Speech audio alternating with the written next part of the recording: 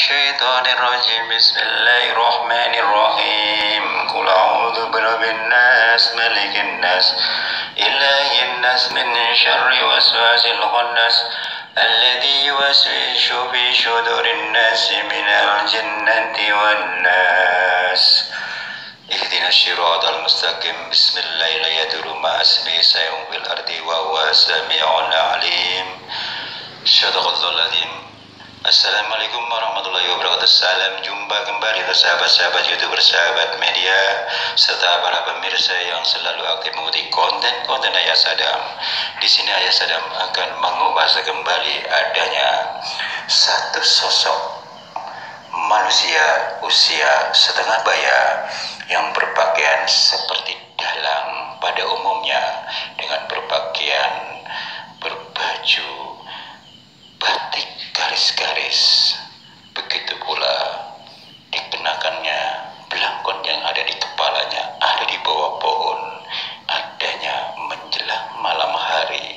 Siapakah satu sosok manusia yang penampilan seperti dalang tersebut? Mari kita simak sama-sama agar kita tahu kisah selengkapnya. Tak lupa pula semoga kita tetap dalam lindungan Allah Subhanahu wa Ta'ala. Mari kita ikuti kisahnya. Saat itu menjelang malam, sekitar jam 17:30 waktu Indonesia belahan barat, dikejutkan dengan ada salah satu sosok laki-laki seperti berpakaian dalang yang ada di bawah pohon. Sedangkan salah satu saksi mata, katakanlah orang lingkup, beliau mengenali siapapun dia, namun satu orang tersebut dia merasakan asing karena orang tersebut penasaran. Didekatilah manusia yang ada di bawah pohon yang seperti dalang. Assalamualaikum warahmatullahi wabarakatuh, kata orang saksi utama. Uluk salam kepada manusia yang ada di bawah pohon tersebut. Lantas dengan lantang dijawab langsung oleh manusia yang ada di bawah pohon. Waalaikumsalam warahmatullahi wabarakatuh. Lantas orang pertama bertanya, mohon maaf Pak, saya baru mengenali wajah Bapak. Saya orang sini, kalau boleh tahu siapa Bapak sebenarnya? Lantas dengan lugasnya manusia seperti wujud dalang mengatakan, saya lagi langlang buana di mana adanya tempat lingkup di sini. Kayaknya merasa sejuk, tempatnya masih bersih, udaranya bersih. Jadi saya sempatkan diri santai di bawah pohon ini, kata orang tersebut mengatakan demikian. Lantas si bapak orang pertama bertanya kembali, kalau boleh tahu dari mana Bapak dan apa tujuannya?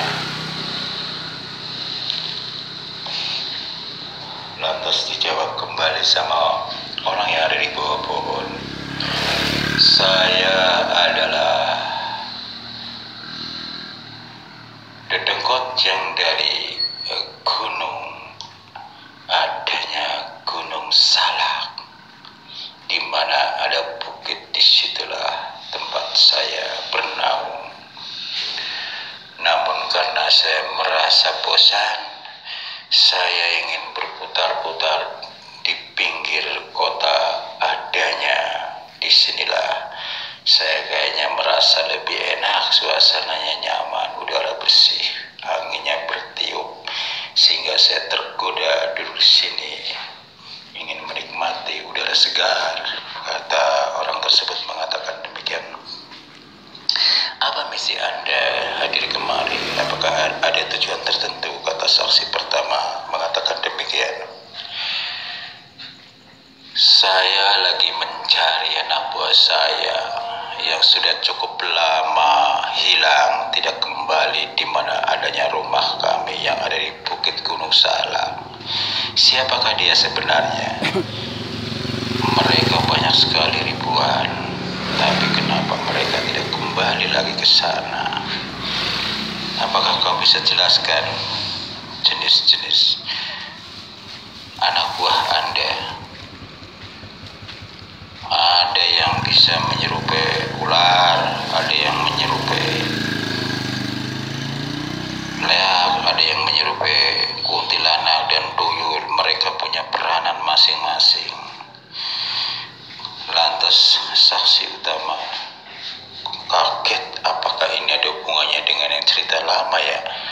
Dulu kan sudah diusir, kata orang. Saksi utama bergumam demikian. Lantas orang ada di bawah pohon bertanya, "Hai manusia, kenapa kau ngomong sendiri? Ada apa?"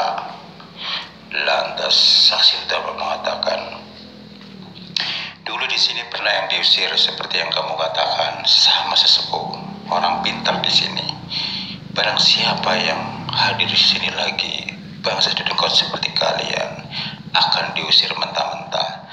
Tiba-tiba yang berpakaian seperti dalang terbang ke pohon sambil tertawa dan bicara, "Hai manusia, ternyata betul anak buah saya yang belum kembali.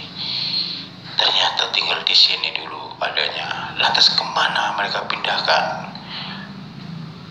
Lantas saksi utama orang tersebut mengatakan, "Saya tidak tahu. Kalau kau ingin tahu, temui saja sesepuh, orang yang paling pintar. Yang jelas kalau dia tahu Anda di sini, kau akan diusir mentah-mentah." Lagi-lagi manusia yang seperti dalang tertawa sambil bercerita, "Hei manusia, sangat berani kau. Panggil teman kamu yang dibilang sesepuh kalau memang mampu menghadapi saya." Tiba-tiba sesepuh itu memang punya kelebihannya. Kalau ada apa-apa, dia kontak. Tahu-taunya nongol di sebelahnya si bapak saksi utama. "Assalamualaikum warahmatullahi wabarakatuh." Lantas si orang tersebut kaget. Sesepuh, waalaikumsalam warahmatullahi wabarakatuh. Pas banget nih sesepuh. No, di atas pohon. Siapa? Padahal sesepuh sudah mengetahui sebelumnya dengan adanya dedengkot baru yang datang di situ. "Assalamualaikum warahmatullahi wabarakatuh." Sesepuh berkata demikian. Lantas dijawab dengan lugas oleh dedengkot di atas, "Saya tidak usah menjawab salam itu. Tadi orang pertama saja, karena saya sudah mengetahui adanya anak buah saya diusir kau. Saya akan menuntaskan balas dendam dengan kau." Lantas sesepuh dengan senyumnya mengatakan, "Siapa anak buah Anda? Di sini banyak sekali yang saya usir. Yang berupa leak, kuntilanak, tuyul, ular. Banyak yang punya peran di sini. Apakah betul kau usir?" Kata si dedengkot mengatakan demikian. "Kalau memang begitu adanya, ya memang betul. Bukan saja itu, yang lain pun saya usir.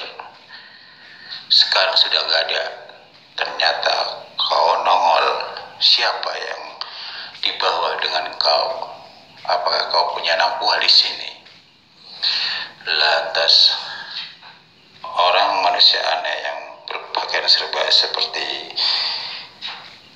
dalang mengatakan, "Saya sengaja lang-lang buana sendirian karena saya merasa kehilangan anak buah saya ribuan. Tidak ada, dia kembali di mana adanya Bukit Gunung Salak." Lantas tersebut dengan senyumnya, "Itu sudah cukup lama. Saya kembalikan ke Gunung Salak. Kalau memang tidak sampai di sana, itu bukan urusan saya," kata sesepuh mengatakan demikian. Lantas dengan lantangnya si makhluk seperti dalang mengatakan, "Ternyata kamu biang keroknya mengusir anak buah saya sehingga tidak sampai di mana tempat tinggal kami berada di Gunung Salak." Lantas disitulah terjadi perang antara sesepuh dengan rajanya dedengkot yang dari Gunung Salak. Begitu si dedengkot yang di pohon turun, dia nggak tahu melemparkan apa, ternyata melempar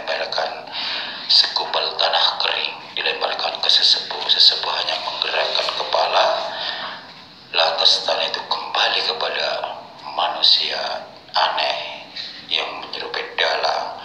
Disitulah dia baru merasakan perih matanya dan kesakitan badannya pada sakit. Hai manusia, ini tanah yang saya lempar ke kamu, kenapa kembali ke saya? Dan panas lagi, mataku juga panas, sulit melihat. Kulitku pada rusak nih, panas sekali. Apaan ini? Lantas sesepuh dengan lugasnya mengatakan, dengarkan baik-baik, itu tanah yang kau lempar ke saya kembali kepada engkau. Berarti penyakitnya adalah diriku sendiri. Siapapun yang menyakiti pada bangsa manusia, kamulah yang akan tersakiti karena perbuatan kau sendiri, kata sesepuh mengatakan demikian. Ternyata hebat ya, kata si dedengkot mengatakan demikian. Masih ada manusia yang hebat. Saya melemparkan tanah tidak mampu mengenakan kau, malah saya yang parah terkena sendiri. Bahkan tanah ini bisa berubah panas, hebat.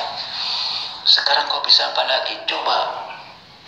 Tiba-tiba sesepuh mengatakan, jangan salahkan saya tidak mau bertele-tele, saya sudah cukup capek. Saya akan kembalikan kau di mana adanya Gunung Salak. Lantas andalan sesepuh hanya tasbih dilemparkan. Woi, apaan ini? Ini cuma tasbih, saya terlempar jauh, saya nggak bisa mampu menahan. Hilanglah sudah, dia terbakar kembali di mana adanya Bukit Gunung Salak. Lantas saksi utama mengatakan, Pak Sesepuh, gimana? Sudah kembali ke sana. Kau tahu kan, saya sudah cukup capek. Kalau udah terbiasa seperti itu, kita usah bertele-tele. Gak ada bangsa jin tuh mau mengalah, sekalipun sudah kalah, tetap aja ngeyel. Mancing-mancing manusia supaya marah. Sudah saya usir langsung, hilang. Lantas saksi pertama, orang kok bangsa jin kok seperti manusia dalang ya, kata si saksi utama mengatakan demikian. Lantas sebut, sudahlah yuk pulang. Kalau diladeni bangsa kita nggak ada habis-habisnya, kata si sesepuh mengatakan demikian. Yang penting dia udah kabur, udah balik ke tempat asalnya. Demikianlah saudara, kupasan demi kupasan yang kami rangkai di satu untuk menambah wawasan buat kita. Tujuan kami adalah sharing. Semoga bermanfaat. Wassalamualaikum warahmatullahi wabarakatuh.